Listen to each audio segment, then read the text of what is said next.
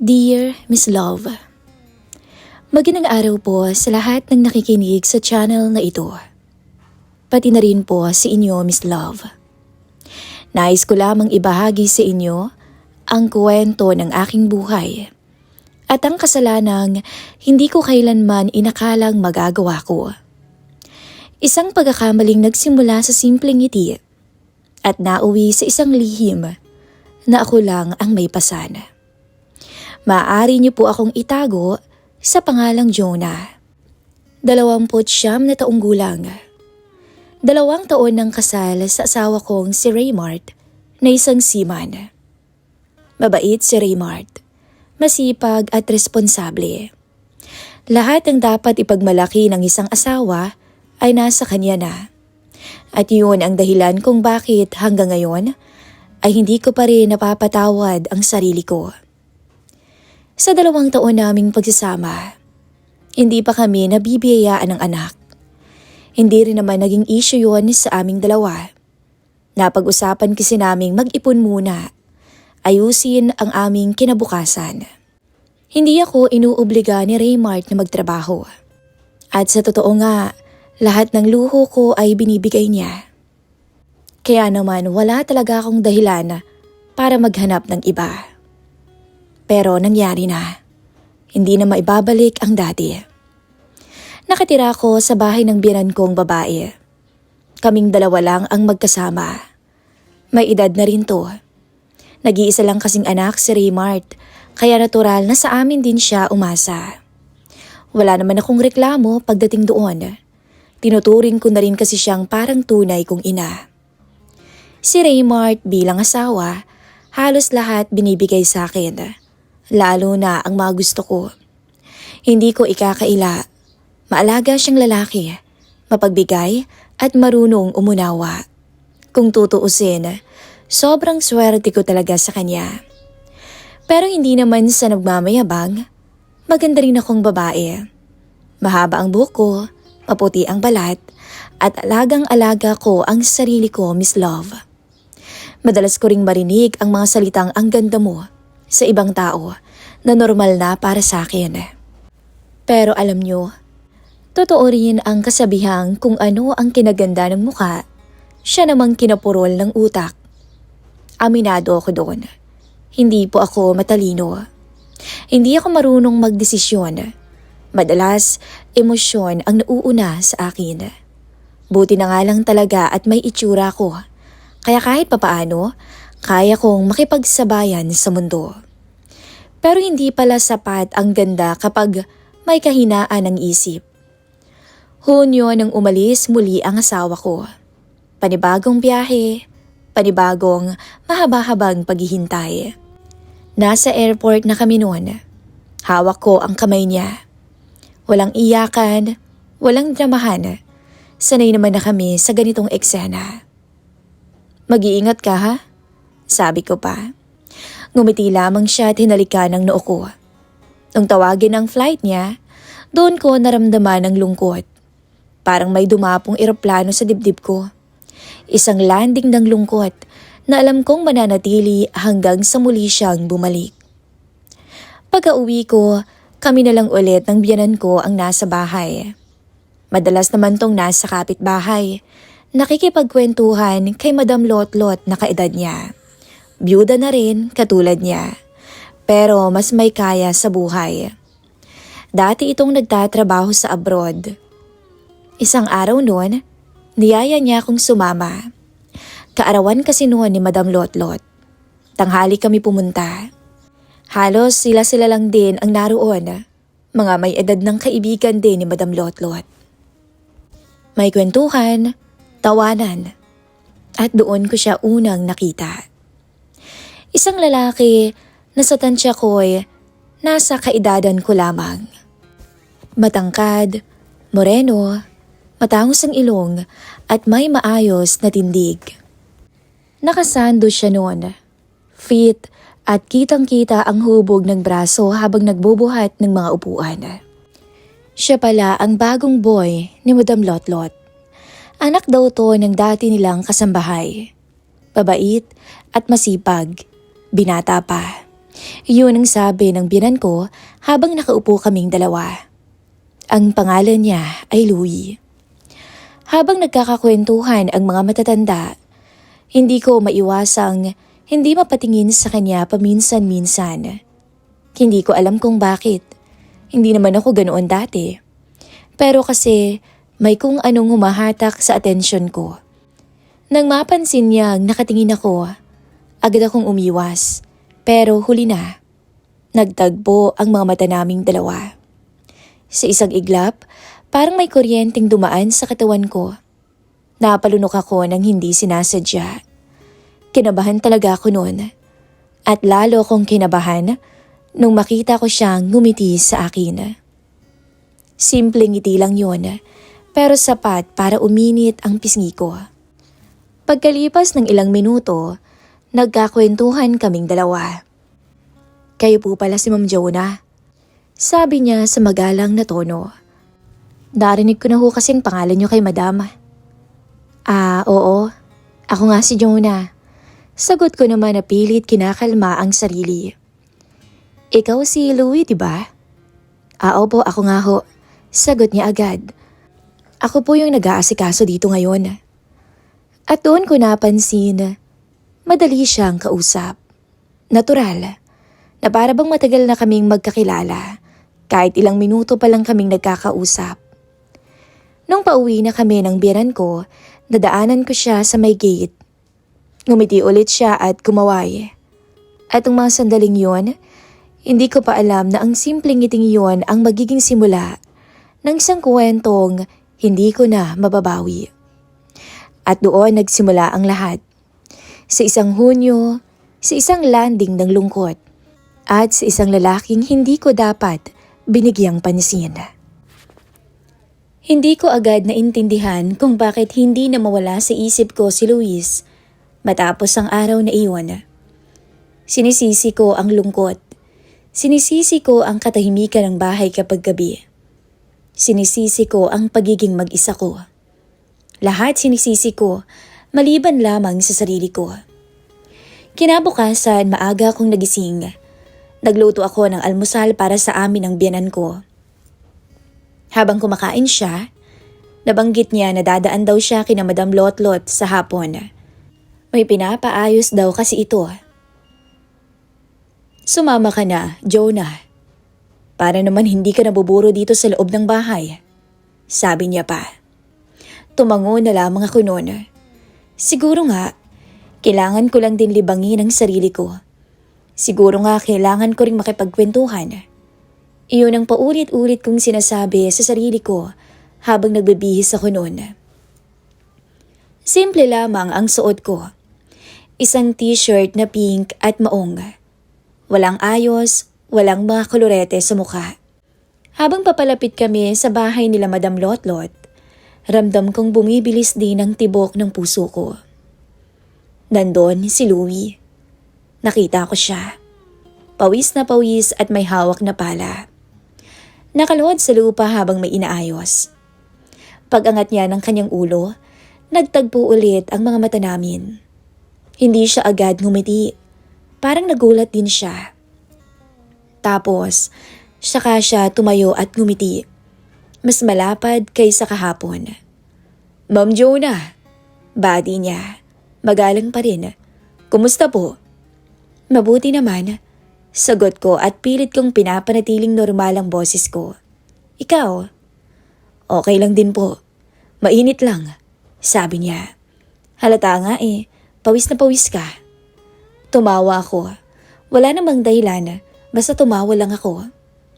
Habang nagkukwentuhan ang mga matatanda sa loob, naiwan naman ako sa labas.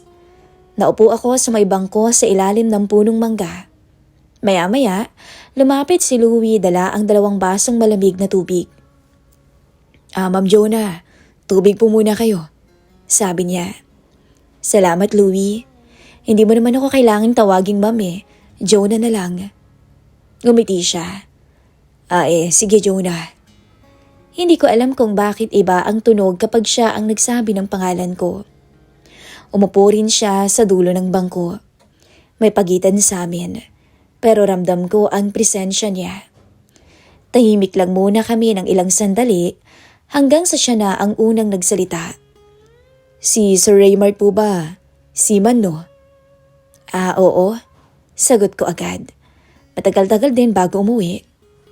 Bahaba-haba ho palang paghihintay ang ginagawa niyo. Sabi niya. Tumango na lamang ako. Ayoko nang magsalita pa. Baka kasi may mabitawan akong hindi ko dapat sabihin. Siya nga pala, kung may kailangan po kayo, nandito lang ako. Kahit ano sabihin niyo lang. Napatingin ako sa kanya. Sa mga mata niya, walang halong biro. Pero doon ako mas kinabahan. Salamat. Malaking tulong sa akin yun. Mula noon, naging madalas ang pagkikita namin. Hindi yun sinasadya.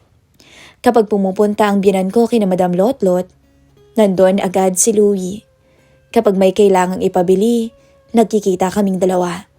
Kapag may bubuhatin, minsan pinapakisuyuan ko siya. At sa bawat sandali, mas nagiging madali ang usapan naming dalawa. Minsan, habang nagwawalis ako sa tapat ng bahay, dumaan siya. Jonah, bati niya. Kumusta? Ayos lang, ikaw, sagot ko. Eto, pagod. Pero nawala yung pagod ko nung makita kita. Sabi niya sabay tawa. Sus, nambola ka pa. Gusto mo ng kape? Tanong ko bago pa ako makapag-isip. Nagulat pa nga siya noon. Pwede ba? Oo naman. Sagot ko agad. Sandali lang ipagtitimpla kita. Pumasok siya sa may bakuran. Naupo sa upuan malapit sa pinto. Habang nagtitimpla ko noon ng kape, ramdam kong nakatingin siya. At sapat yon para uminit ang batok ko. Inabot ko ang tasa sa kanya. Salamat, Jonah. Walang anuman, sagot ko. Alam mo, bihira ng kagaya mo ha. Napatingin ako sa kanya. Bakit naman? Mabait, tapos maganda pa. Sabi niya. Natawa ko ng mahina. Kinilig at ramdam kong uminit ang pisngi ko. May asawa ka na, Jonah. Paalala ko sa aking sarili. Nang gabing yun, nag-video call kami ni Raymart. Normal na usapan, kumustahan. Pero habang nakangiti ako sa screen, may parte sa akin na parang wala roon. Dahil ang isip ko'y lumilipad kay Louie. Lumipas pa ang mga araw at linggo. Minsang nagaya ulit ang biyanan kong sumama raw ako kina Madam Lotlot. Maglalaro kami ng mahjong. Gusto mong sumama? Sabi niya. Gumala-gala ka dun. Kesa naman nandito ka sa bahay, iha. Laging nasa kwarto. Halos hindi ka na yata nasisikatan ng araw. Tumango naman ako. Wala naman akong dahilan para tumanggi. At kung magiging tapat ako, may isang dahilan kung bakit madali akong pumayag. Yun ay ang makita si Louie. Kinahapunan nang magpunta kami sa bahay ni Madam Lotlot. Nandun na ang mga kalaro nila. Maingay ang sala, tawanan, amoy ng kape at tinapay. Iniwan ako ng biyanan ko sa may pinto. Jonah, sabi niya sabay turo sa hardin. Gumala-gala ka dito. Ang lawak-lawak ng hardin ni Lotlot. Kesa naman nasa bahay ka lang. O siya, dito ka na muna ha? Maglalaro na muna kami. Lumabas ako noon. Mainit ang hapon pero presko ang hangin. Sa likod ng bahay ako napunta. Malawak pa rin ang hardin na naroon. May mga halaman pa rin at paso. Maliliit na puno. At doon ko siya nakita. Si Louie. Pawis na pawis kahit hapon na. Nakasandot na kayuko, nagtatanim ng halaman. Nang tumingala siya, nagtagpo ang mga mata naming dalawa. Ilang segundo yon. 2, 3, 4. Ngumiti siya at ngumiti rin ako. Nandito ka pala, sabi niya. Oo, sinama ako ng binan ko Sagot ko naman. Hapon na Tumayo siya at pinunasan ng pawis sa batok. Hindi ka pa ba magpapahinga? Tanong ko ulit. Hindi pa, tatapusin ko lang to. Konting-konti na lang Sagot niya. Tumango naman ako at nagkunwari akong maglilibot sa hardin. Pero ramdam kong sumusunod ang tingin niya sa akin. Ilang minuto pa ang lumipas, narinig ko ang yabag ng mga paa niya papunta sa may kusina. Maya-maya bumalik siya. May dala ng 2 baso ng kape. Kape gusto mo? Pampatens. Sabi niya sabay abot. Natawa na lamang ako. Ikaw talaga, puro biro. Hindi naman. Alam mo naman, kampante lang sa'yo. Ikaw lang naman ang nakakausap ko dito eh. At ikaw lang din ang nakakabiruan ko. Hindi ko agad siya sinagot. Kinuha ko ang baso. Ako rin naman. Sabi ko sa wakas.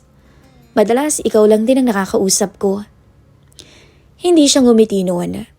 Huminto siya na para bang may binabasa sa mukha ko. Dito na lang tayo. Sabi niya bigla sabay turo sa kusina. Sumunod naman ako. Sa loob ay mas tahimik. Malayo ang ingay sa mga naglalaro. Ipinatong niya ang baso sa counter. Sandali lang maghuhugas lang ako ng kamay. Sabi niya. Lumapit ako sa may bintana. Nakatanaw sa hardin. Huminga ako ng malalim. Sinusubukan kong ayusin ang tibok ng puso ko pero hindi sumusunod. Jonah. Tawag niya. Hindi naman ako lumingon. Napapansin mo ba? Kapag magkasama tayong dalawa, parang mas umiinit ang lugar. Mainit talaga. Sagot ko naman. Tumawa lang siya. Lumingon siya sa akin. Isang hakbang pa ay malapit na kaming dalawa. Tapos isa pang hakbang ulit. Hindi ako umatras, Miss Love. Kanina pa kita napapansin. Kanina pa rin ako nagpipigil. Hindi mo naman kailangang magpigil eh. Sagot ko ng diretso. Doon ay napahinto siya. Masyado na kaming magkalapit na dalawa. At ramdam ko na rin ang init ng katawan niya. Ang amoy niyang pawis, amoy lupa at amoy kape.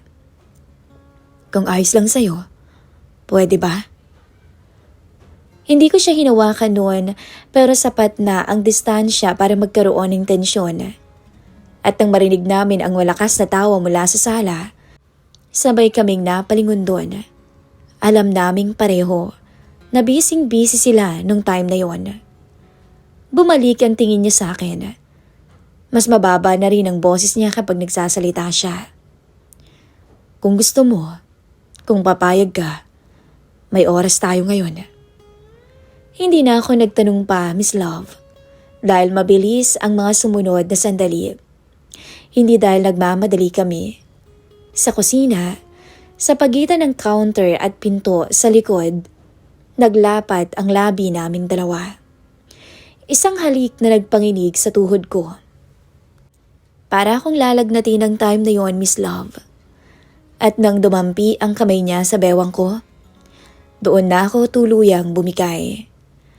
Nilagay ko ang kamay ko sa leeg niya at nagpatuloy ang halikan naming dalawa. Hanggang sa ang halik na yon ay lumalim at nauwi sa mas malalim pang pangyayari. Yes, Miss Love, may nangyari sa amin ni Louie. Halos mapasigaw ako pero pilit kong pinipigilan ang sarili ko. Ayokong may makarinig kaya tikom ang bibig ko. Busy ang lahat at busy rin kami sa kusina. Isang kasalanan ang ginagawa ko sa anak ng aking biyanan. Ni hindi ko na naiisip si Raymart. Dahil ang isip ko ay nakafocus sa nangyayari sa amin noon sa pagitan namin ni Louie. Nung matapos kami ay parehas kaming higala. Hanggang sa maya-maya ay may narinig kaming yabag na papalapit. Agad kaming naghiwalay. Tumalikod siya sa may lababo at ako naman ay inayos ang sarili sa salamin ng cabinet. Ilang segundo lang yun, pero sapat para bumalik ang katahimikan. Louie, sigaw mula sa sala. Mag-serve ka nga muna ng merienda. Ako na, sabi ko kay Louie. Kinuha ko ang tray at nagtimpla ko ng tsaa. Inayos ko muna ang sarili ko. Habang naglalakad ako papunta sa may sala, Ramdam na ramdam ko noon ang panginginig ng kamay ko. Nasanay walang makahalata. Sa mesa ng madyong, abala pa rin ang mga matatanda. Walang nakapansin, walang naghinala sa amin. Naupo ako sa gilid malapit sa biran ko. Ngumingiti kung kinakailangan. Ilang minuto pang nakalipas, lumabas si Louie mula sa kusina. Umuwi kami bago lumubog ang araw. Habang naglalakad kami, masayang masaya ang biyanan ko noon. Panalo raw siya. Sa susunod daw sumama ako para swertihin siya ulit. Ako naman noon, ngumingiti lang sa kanya. Pero ang isip ko nakatuon sa kasalanang nagawa ko. Dahil kung siya'y sinuwerte sa madyong, ako ay nagkaroon naman ng kasalanan. Pagdating sa bahay, diretso na ako sa silid ko. Sinara ko ang pinto at nilak. Naupo ako sa gilid ng kama ko. At doon ko lang hinayaang tumulo ang luha ko. Maya-maya tumunog ang cellphone ko. Si Louie. Ayos ka lang ba? Tiningnan ko ang screen. Hindi ako agad sumagot. Oo, ayos lang. Balik ka bukas kung gusto mo. Hindi ko na tinanong kung bakit.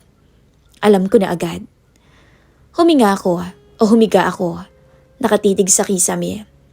Ang isip ko, bumabalik sa lahat. Sa hardin, sa kusina, kung saan kami nagtampisaw ni Louie.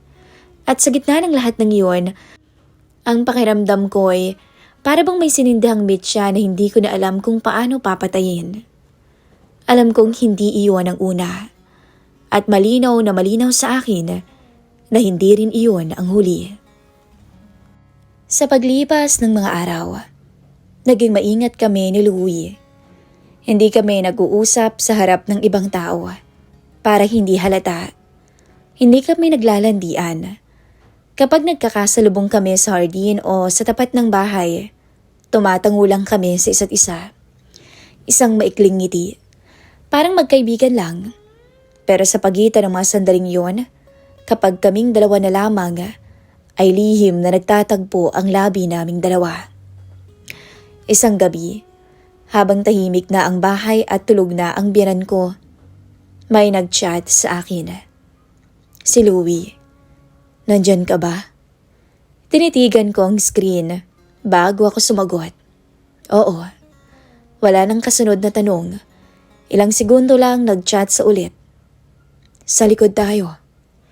Wala nang paliwanag at wala nang dahilan. Tumayo ako, kinuha ang manipis na balabal at dahan-dahang binuksan ang pinto sa likod ng bahay.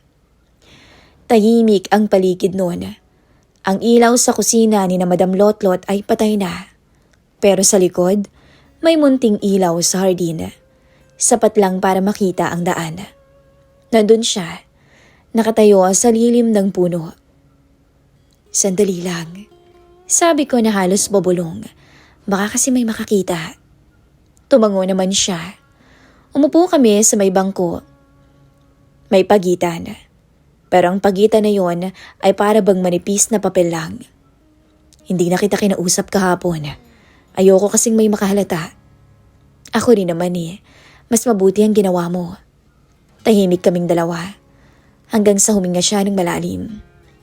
Hindi kita pinipilit. Pero ayokong magkunwari na hindi kita gusto. Sabi pa niya. Hindi ko siya tinitingnan. Pero nagsalita ako. Ako rin naman, Louie. At muli, sa likod bahay ay naglapat ang labi namin. At muling naganap ang isang pagtataksil na paulit-ulit ko nang ginagawa sa asawa ko. Mula noon, naging ganoon ang mga gabi. Palihim kaming nagtatagpo. Tuwing gabi kapag tulog na ang biyanan ko, minsan ay pumupuslit kaming dalawa sa kwarto naming mag-asawa. Minsan naman sa likod nila Madam Lotlot kami magtatagpo. Pero habang tumatagal, mas humihigpit ang tali. Isang umaga, nag-video call si Raymart. Nakangiti sa screen. Miss na kita, love. Sabi niya. Ako din. Sagot ko. Kumusta ka pala? Ayos ka lang ba? Oo naman. Sagot ko ng mabilis. Parang pumapayat ka kasi. Baka naman hindi ka kumakain ng maayos dyan. Ano ka ba? Ayos lang ako. Habang kausap ko siya, may parte sa akin na lumulubog. Dahil sa bawat tanong niya, may sagot akong hindi ko masabi. Sa bawat ngiti niya, may bigat na bumababa sa dibdib ko.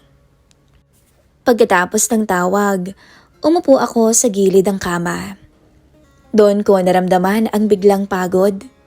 Hindi pisikal, kundi yung pagod na galing sa pagtatago. Kinahapuna nagpunta ulit ang biyanan ko kina Madam Lotlot. Hindi na niya ako niyaya. Maglalaro lang daw ulit sila. Pero maya-maya, si Louie ay dumating. Hindi ko agad nabuksan ang pintuan dahil tumingin muna ako sa bintana. Nang makita kong walang tao, binuksan ko na ang pinto. Pagpasok niya, dumiretso siya agad sa akin. Humalik sa labi ko na tila sabik. Hindi ka dapat nandito, sabi ko sa mababang tono. Alam ko, pero sandali lang naman eh. Busy-busy naman sila doon. Sagot niya. Pero after nun, hindi na rin naman ako nakatiis. Tinugon ko ang kanyang halik at ilang minuto rin kaming nagtampisaw na dalawa. Sinulit ang maiksing oras habang walang ibang tao. Pero sa gitna ng lahat ng iyon, may pumasok na takot. Takot na baka may makakita, na baka may makarinig sa amin, na baka may biglang dumating. At ang takot na yun ay para bang dininig. Dahil paglipas pa ng ilang minuto, may narinig akong boses sa labas. Isang tawag na pamilyar na pamilyar. Jonah, katok niya. Boses ng biyanan ko. Nalamig ang katawan ko noon. Mabilis kaming naghiwalay ni Louie at naganap siya ng mapagtataguan. Sandali lang po, sagot ko, napilit kinakalmang sarili. May nakalimutan lang ako, Jonah. Sabi niya mula sa labas. Babalik din ako kina Lotlot. Huminga ako ng malalim. Binuksan ang pinto at ngumiti. Ayos lang po. Mag-ingat po kayo ha? Sabi ko nang papaalis na siya. Nang tuluyan na siyang makaalis, tsaka lang bumigay ang tuhod ko. Napaupo talaga ako nun sa silya. Nanginginig. Si Louie ay nakatayong na sa harapan ko. Kinagabihan, hindi na ako makatulog. Paulit-ulit sa isip ko ang boses ng biyanan ko sa labas ng pinto. Kung hindi ko nilak ang pinto, malamang sa malamang huli na kaming dalawa ni Louie. Kinabukasan, may message ulit si Louie sa akin. May darating na bisita si Madam Lotlot bukas. Busy ang bahay. Hindi ko alam kung babala ba yun o paanyaya. Sige. Isang salita lang pero sapat na. Doon, alam kong mas lumalalim ang hukay habang mas pinipili naming manatili. Mas tumitindi nga ang thrill habang mas lalong lumalapit naman ang panganib. At sa bawat pagkakataong nakakalusot kaming dalawa, mas nagiging kampante pero mas nagiging delikado.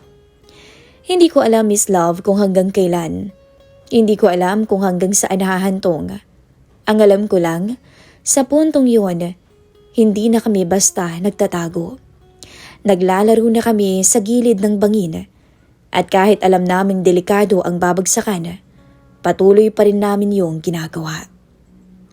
Sa paglipas ng mga buwan, nagpatuloy po ang relasyon namin ni Louie. Walang nakakaalam dahil sobrang ingat kami. Hindi na yan tulad nung una na puro kaba at pag-aalinlangan. Naging pamilyar na ang lahat. Ang oras, ang lugar. Parang may sarili na kaming mundo na umiiral sa pagitan ng mga tungkulin ko bilang asawa at manugang. Hindi ko to pinagmamalaki. Pero yun ang totoo. Habang tumatagal, para bang mas naging madali na lamang ang magkunwari. Hindi kami lantaran. Hindi rin kami palaging magkasama. Pero sapat na ang mga sandaling ninanakaw namin para manatili ang ugnayan naming dalawa. Isang tinginan lamang sa hardin. Isang maikling usapan sa may chat.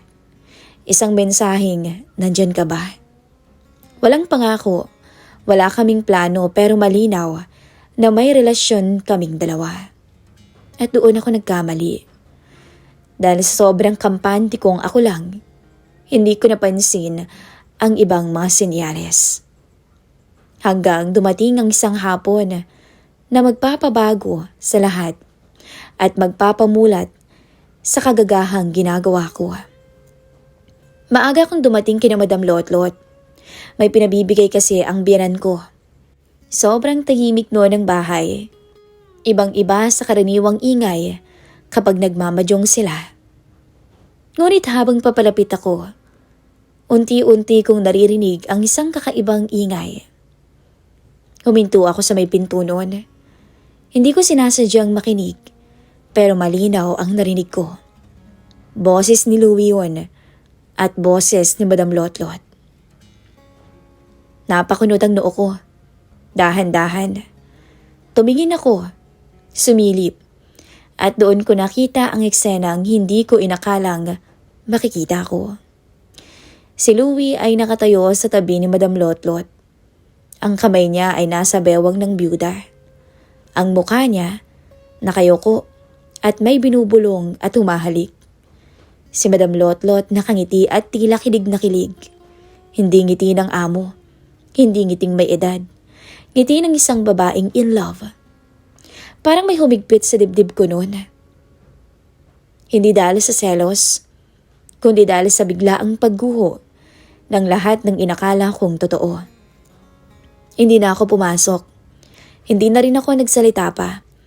Umalis na lamang ako ng tahimik. Bit-bit ang pakiramdam na parang ako ang napasok sa eksenang hindi para sa akin. Kinagabihan, hinarap ko si Louie. Hindi ako nag-iskandalo. Diretso ko siyang kinausap. Matagal na ba kayo? Tanong ko. Nagulat pa siya. Matagal na ano? Tanong niya. Ano bang sinasabi mo? Alam ko na.